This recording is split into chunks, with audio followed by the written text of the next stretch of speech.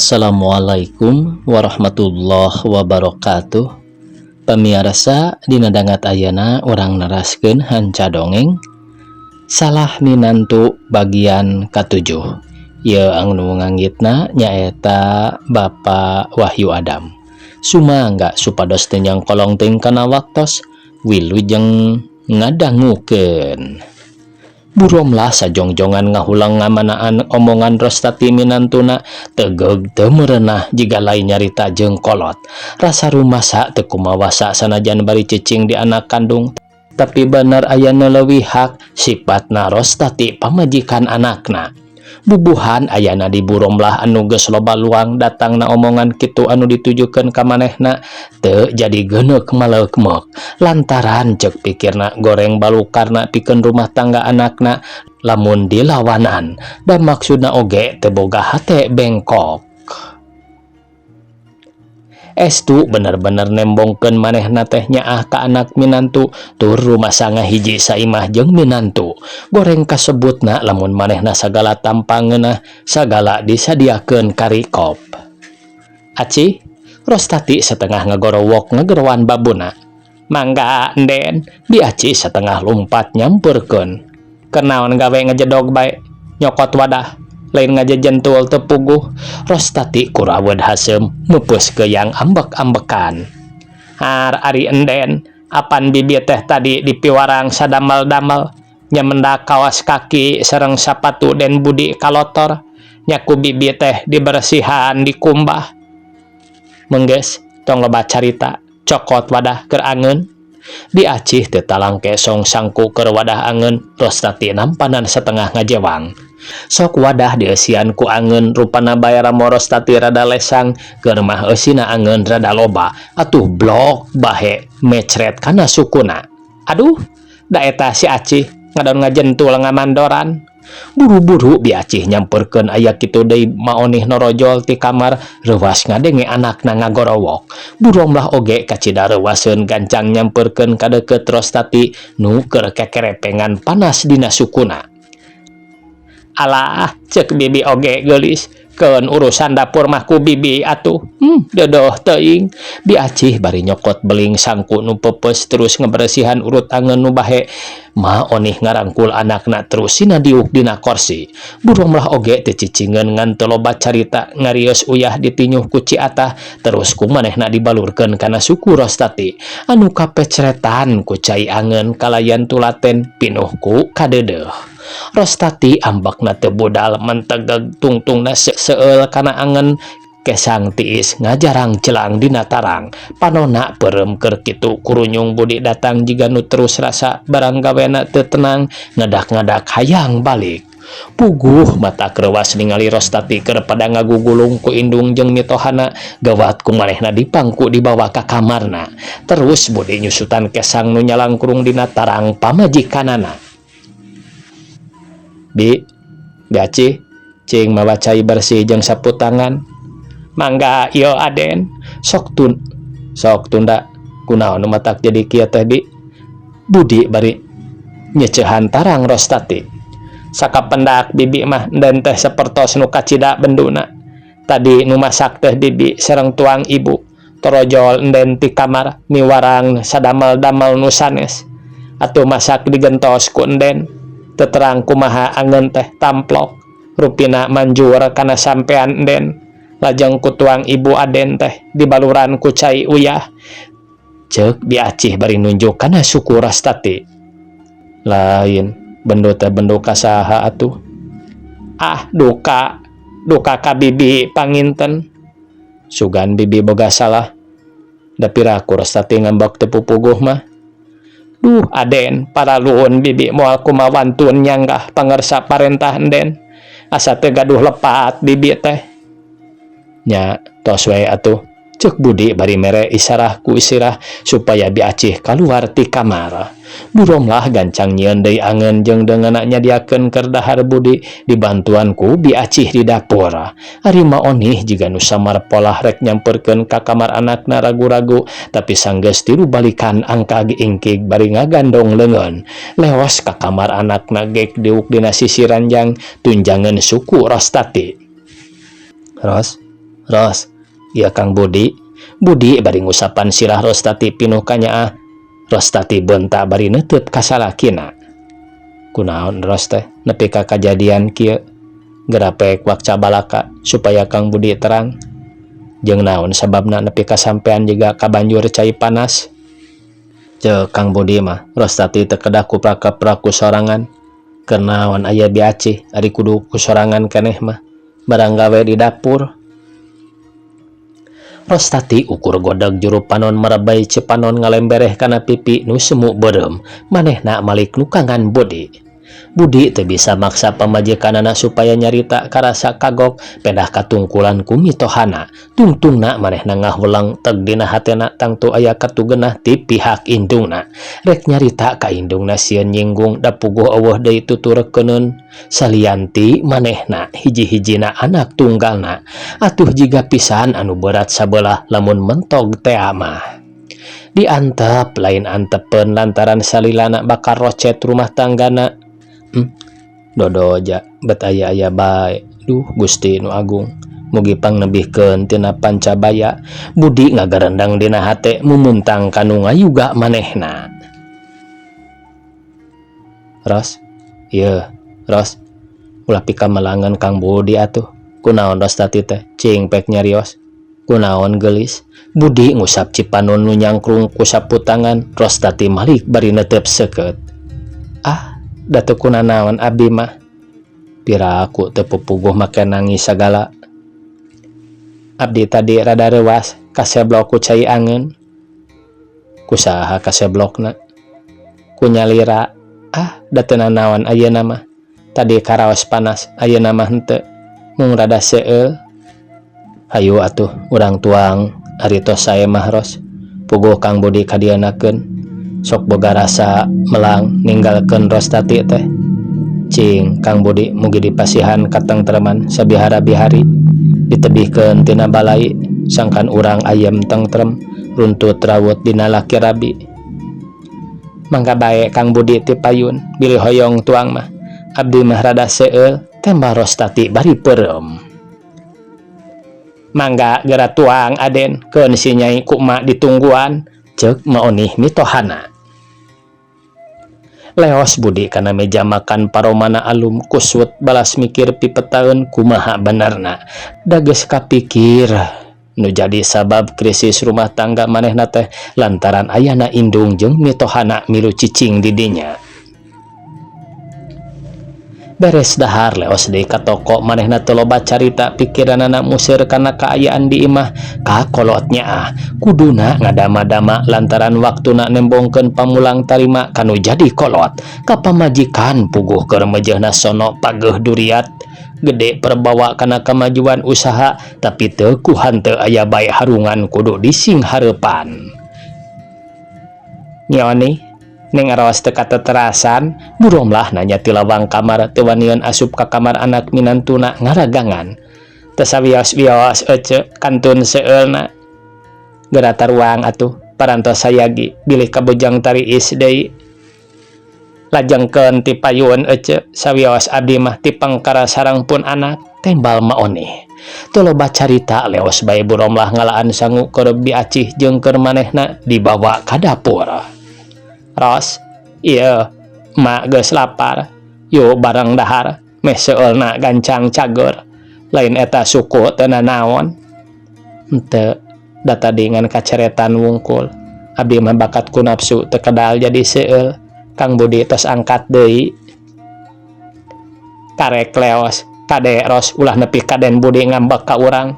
Kudu yakin jeung pinter katingali kuma dan Budi kacida bogohna ka Rostati teh. Pek sing lantip senangkeun emak mengpung gede rejeki atuh balik ka lembur teh bisa-bisa ngomean sawung ulah kaelehkeun ku nini-nini pewet rencem ku perhiasan menang salaki Rostati. Budi harita rada telat balik ti tokona manehna kabeneran harita teh nampa arisan anu lumayan atuh dina waktu rek balik balanja heula keur pamajikan keur indungna jeung keur mitohana. Rostati anu biasa sok mapag di teras hareup ari Budi tas di toko geus sababaraha poe ka tukang mah tara tembong. Ku kituna Budi ngamaklum sasatna di rumah tanggana keur ngalaman krisis. Lain pedah ku kurang dina enggoning nyumponan kabutuhan sapopoe, tapi ku ayana pangaruh goreng nu eunteup kana rumah tanggana. Barang babawaan ku Budi ditunda dina meja leos manehna ka dapur, maksudna rek manggihan pamajikanana, tapi nu ayangan bi acih jeung indungna keur masak. Bu, kamana Rostati? Geuning Budi, namanya tepi ka sore dagang teh. Tembal burom lah ngahajat teu ngajawab pananya Budi. Tos nyimpang heula ka pasar nembe teh. Budi terus ngaleos ka kamarna kasampak pamajikanana keur ngagojod disimbut, gek diuk dina sisi ranjang bari ngusap tarang Rostati. Ros, iya Kang Budi. Panon Rostati bentak terus manehna cengkat nyanda dina angel, leungeunna dipake ngagisik panon. Damang ayeuna mah Ros. Budi nanya lelei pinuh kanyaah celengok pipi Rostati dicium. Budi mesem nembongkeun pasemon nu marah mai. Teu sawios-wios Kang, mung rada lalungse karaosna teh. Ulah pikahariwangan atuh Ros. Meh teh Kang Budi tentrem, ayem salawasna. Kamana Ibu Ros? Ibu nu mana? Oh, Ibu Ros, sami sareng Ibu Kang Budi. Puguh Kang Budi teh poe ieu boga rejeki menang arisan. Sawareh ku Kang Budi dibalanjakeun teh. Sawareh deui pek tah ku Rostati rek dikumahakeun. Budi masrahkeun duit 20 lambaran 10 ribuan kana lahunan pamajikanana. Olo, geuning manis seueur Kang. Rostati hudang, paromana bear teu cara tadi kurawed haseum ku manehna diitung deui duit teh. Blus diselapkeun kana jero kutang. Aduh, tiap payun makan aku tang wae pamiarsanya. Ros, Kang Budi tadi balanja barang-barangna dina meja. Pe ku Rostati pilih. Sesana pasikeun ku Ros ka kolot urang. Oge bi acih ulah poho. Kang Budi rek cai heula. Sanggeus nyium tarang pamajikanana Budi leos ka kamar mandi, hatena rada oge tentrem ningali pamajikanana bisa kaupahan. Da puguh ti berang keneh neangan jalan sangkan karuwet di imah bisa kabereskeun kalawan teu nyinggung perasaan salah saurang nu aya di imah. Maonih indung Rostati karek jol tos ngadon ngobrol di imah Nyisari. Geus 2 poe nitir ngobrolna di imah eta. Jigana saihwan pada beuki ngomong eueuh deui bahan caritaan teh, iwal ting ngomongkeun batur. Da ari maonih mah geus boga picaritaeun nu matuh. Palebah lawang tengah pasang rok jeung Budi tos dicai maonih api-api kuplak keper ngelapan meja terus kana lomari mainan hayang katempon ku minantuna getol barang gawe. Rostati geus rapih make pakaian bersih bari teu kacai oge, bubuhan boga rupa hade, pakulitan anu bersih jeung daster nilon hideung. Pakulitan anu bersih koneas jeung daster nilon hideung dipasieup ku kembang ros warna gedang asak.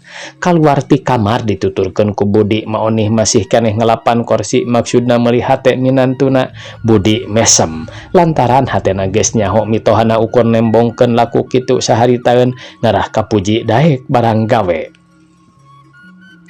Sawios atuh Bu, da aya bi aci. Tambah kesal. Unggal dinten oge teu daek reureuh teh lantaran emak mah geus dibiasakeun kesit kana barang gawe. Itung-itung nyontoan ka si Nyai Ros supaya ulah ku uleun bae dina pagawean atawa ngaladenan salaki. Rostati mesem bari ngareret ka Budi aleman, ari hatena mah ngarasa era ku anu jadi salaki. Ngadenge jawaban indungna kitu teh da memang ukur jijienan wungkul caritaanana teh maoneh supaya kaanggap. Maksudna ngalengitkeun tapak gawe buromlah jeung diacih. Ari ieu kanggo saha cek Budi? Uluh mani aralus ieu kaen pikabayaeun. Samping 3 negeri mani sadua-dua. Maonih ngaguar babawaan Budi bari teu eureun-eureun ngecewis. Kanggo saha deui atuh, ari sanes kanggo sadayana anu mikanyaah ka abdi. Teh Ros geura atur urang ngariung supaya narimakeun poe ieu urang boga rejeki. Biaci, Rostati ngageruan babuna. Bade aya pikeun saeunaon Den Ros, biacih gancang norojol ti tukang nyamperkeun ka tengah imah. Sauran ibu, Kang Budi nyandak oleh-oleh gitu. Biacih ngaleos deui tukung silila buromlah dituturkeun ku biacih nyamperkeun. Aduh, syukur Neng Ros, teka teterasan kumaha sampeanana teu sawios-wios. Buromlah diuk gigireun Rostati bari nempo suku minantuna teu ngaroris tumpukan bahan pakaian dina meja. Tos sae ayeuna mah Bu, Rostati nembongkeun Budi marah mai biacih ngaleos deui ka tukang, da ari hatena mah ngarasa hanjeluk ku kajadian tadi isuk. Rostati ngareret ka Budi hatena katingali bunga katarima ku Budi asa ngemplong teu poho ingetanana mumuntang kanu kawasa. Sangkan rumah tanggana anu rada harengheng teh bisa buru-buru beres rek teu berat kumaha. Lantaran kaditu kadia oge kabeh sarua hemana teu bisa berat sabelah. Kang Budi, abi mah teu langkung kumaha Kang Budi we. His moal hade. Kapan Kang Budi masrahkeun pek sing bisa ngatur bagikeun kabeh kolot Rostati sarua kolot Kang Budi keneh. Rostati ngareret ka buromlah nu direret ukur mesem ret deui ka indungna menta pertimbangan mau onih ngarti anakna menta tulung teu leledak gancang manehna nyarita. Ku emak pangaturkeun keur saha-saha bae ieu teh Ros, ceuk ma onih bari numpuk-numpukeun kaen hareupeun manehna. Kanggo emak, ibu sareng biaci, Rostati nataan. Ari keur Ros, gampil abi mah da seueur keneh itu oge nu teu acan dianggo dina lomari. Punten aceuk ieu, urang tarimakeun ieu rejeki ti anak-anak urang teh. Ceuk ma onih bari mikeun tilu pangadeg ka buromlah gancang ku buromlah ditarimakeun teu latih seuri. Ieu sasana opat pangadeg ku emak dipisahkeun kitu Ros. Keur biaci sapangadeg emak, ceuk Rostati ngelingan indungna. Ae heueuh nya, keun ku emak dibikeunna. Tuh puguh emak mah ari boga rejeki teh sok ingat kasih abah di lembur. Ceuk emak onih teu euleum-euleum sifat sarakah jeung kurang puasna tembong kabeh ku Budi boh ku buromlah. Kanggo abah mah engke ku ibu panggaleuhkeunana supados tiasa nyocokeun naon nu sakinten diperiyogikeun artosna mah tos dipasihkeun. Ceuk Budi bari mesem manehna teu loba pikiranna naon lantaran maksudna oge sangkan pangeussi imah pangpangna Rostati pamajikanana anu geus neundeun carita pilih kasih atawa salingkuh ti pamajikan dina ngabagi kanyaah ka buromlah indungna jeung ka maonih mitoha Budi bisa beres roes harita. Sanggeus beres atuh berak dalahar ngariung dina meja makan di tengah imah. Maonih ngawes-wes ngocomang bari ngosom hatena dina waktu harita kaubaran saeutik. Teu jiga-jiga padahal hatena mah tetep boga rasa siri kabesana lantaran ceuk pamikirna teu sabaraha hargana pamere Budi keur manehna dibandingkeun jeung panitik emas sarta kongkorong berlian nu dipake ku buromlah. Jorojoy dina hate maonih hayang mi barang perhiasan nu dipake besana rengse barang dahar. Budi terus katepas diuk dina kursi males gek Rostati diuk gigireunana bari ngambeng buah apel karesepna. Ros, penting ieu hate Kang Budi ngarasa sugema kahayang teh kieu salilana. Rencana Rostati rek dipeserkeun naon artos teh. Budi malik diukna ngahareupan pamajikanana. Peser nawannya kurang peserkeun kana motor Vespa we nya Kang Budi. Pek bae kumaha Rostati. Kang Budi kedah ngajarkeun supaya enggal tiasa, ceuk Rostati bari imut manis. Tang tos malih kedah ti ayeuna diajarna. Meh tos aya motorna gampil. Budi bari ngaleng Rostati bus ka kamar. Sora kunci nyetrek di jero kamar. Rostati dipangku sok disarekeun dina kasur. Budi neuteup ti luhur nepi ka indung suku. Katempona awak Rostati asa beda ti sasari leuwih moronyoy. Daster nilon nu hideung rada nyingkab nepi ka tembong kabeh nu tadina katuruban teh Budi imut leungeunna ngagarayam mapay nu dipikarasepna. Kang Budi, pulas naon nu sae motor Vespa teh? Oh,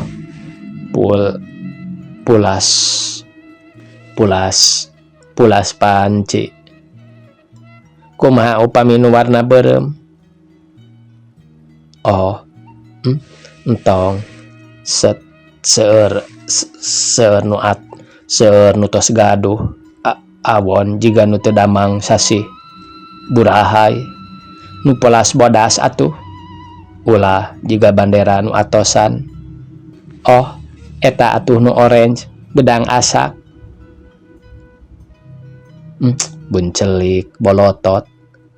Oh, nya anu abu-abu we meh lungguh. Tah eta aku Kang Budi satuju kedah nu lungguh supados sae katinggalna. Tapi tong tarik teuing ngajalankeunana meh awet sareng salamet. Pokona mah ulah ngebut weh. Tang tos Kang Budi oge merek ngaruksak awak lalaunan we asal dugi kana tujuan kalayan salamet. Cek Budi seuri ngaheheh ngaheureuyan Rostati. Ngewa heureuy wae. Ros mah ribut bae batur mah tos sarare. Sora lonceng jam tembok disada 12 kali tengah peting jempling sakali-kali kadenge keresekna simbut jeung renghapna napas ti palebah kamar Budi.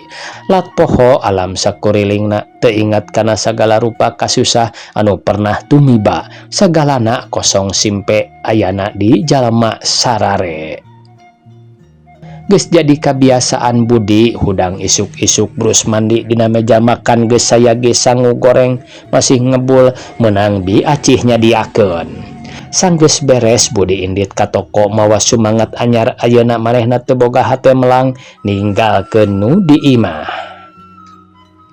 Ke rumah Budi teh saeutikna kaluaran sakola dagang manehna merenah dina pacabakan sapopoe teu oleh murudul nu balanja komo bari dibarung jeung servis anu salilana nyugemakeun langganan. Kocapkeun pamiarsa teu kungsi saminggu Rostati geus bisa jeung paham naik Vespana nepi ka boga surat izin mengumudi alias SIM. Atuh dina ulin motor-motor kota Bandung geus henteu kagok deui. Sakapeung sok dipake nganteran sangu ka toko keur Budi nya kitu deui jam 4 sore ari Budi balik dibonceng ku Rostati. Rumah tangga Budi katembong ting-trim pikeun Budi lain lumayan gumbirana henteu mubadir manehna usaha keur ngabina karukunan rumah tangga. Ceuk paribasa kajenting capek gawe tinimbang jeung capek hate digugulung karawat dina rumah tangga. Tangtu kana manggih kasenangan harita teh lantaran di imah nyaeta Maoni mertua Budi. Bu Romlah indung Budi katingalina rukun. Repeuting datang sakulawarga ngariung di ruang tamu tetinggaleun Bi Acih nyetel televisi anyar 18 in disetel ku Rostati dina acara seri film Lancer. Sakapeung tetanggana oge sok ngahaja diajak ku Maoni pangmindeng nama Nyi Rasi jeung Nyi Unah sobat medok batur ngobrol unggal poe. Kaselang ku warta berita ti Jakarta itung istirahatna Bi Acih nyadiakeun opiun sok dina meja puguh matak tumanina setengah losin limun merek 7 Up ting jarius dibukaan tutupna sok dicicikeun kana gelas. Cing Ros urang asaan kumaha eta teh naon ngaranna ieu cai dina botol teh. Dasar geus kolot nepi ka poho. Maonih nampanan gelas isi limun anu diasongkeun. Rostati nginum miheulaan. Mangga dileueut atuh Cesari, Ceunah sok dara diraosan. Rostati dareh deh semu nu reueus. Waktosna kabujang sae pamiarsa sakitu anu tiasa kapihatur. Wassalamualaikum warahmatullahi wabarakatuh.